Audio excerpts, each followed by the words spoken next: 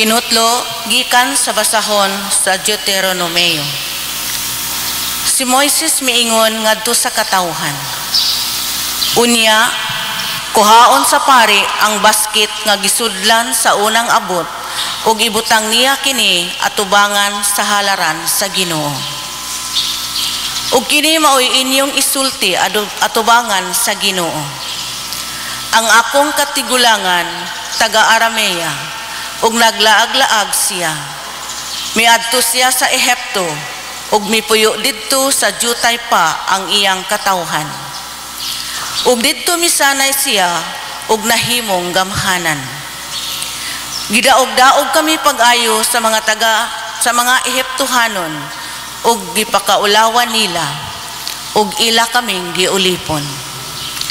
Nagpakitabang kami sa Ginoo, ang Dios sa among katigulangan, ug gidungog niya ang among mga pag-ampo ug nakita niya ang pagdaog-daog ug pagpakaulaw kanamo.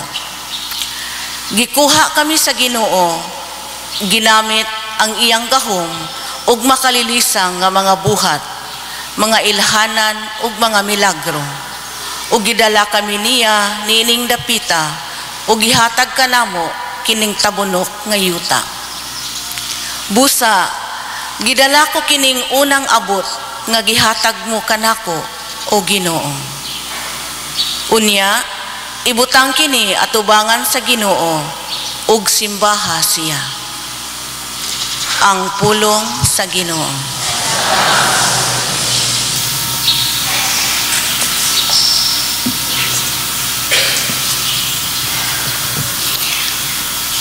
Ubani ako Ginoo, kun ana ako sa kalisod. Ubani ako Ginoo, kun ana ako sa kalisod. Ikaw nga nagapuyo diha sa salipdanan sa labing hataas, nga naa diha sa landong sa makagagahom. Ingna ang Ginoo, ikaw ang akong dalang pananugang akong kuta, ang akong Diyos nga akong gisaligan.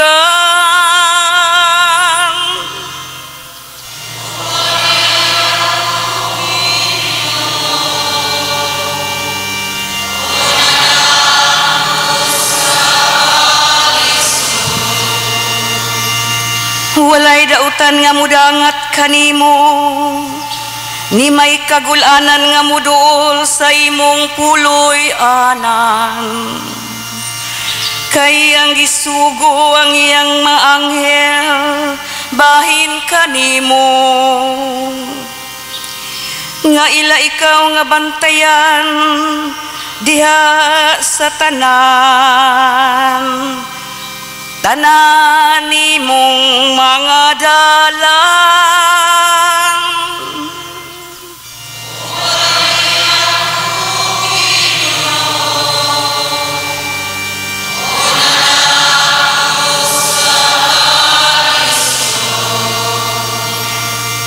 Tungod kay midangup siya kanako, luwason ko siya.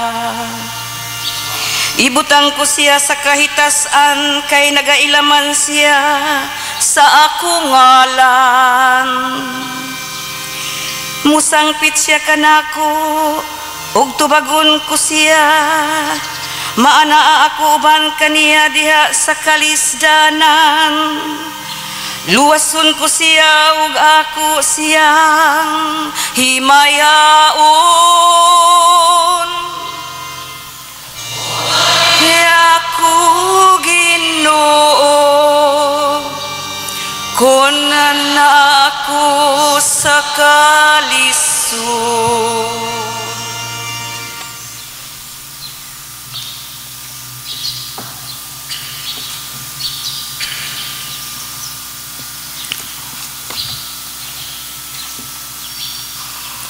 Kinotlo gikan sa sulat ni San Pablo ngadto sa taga Roma.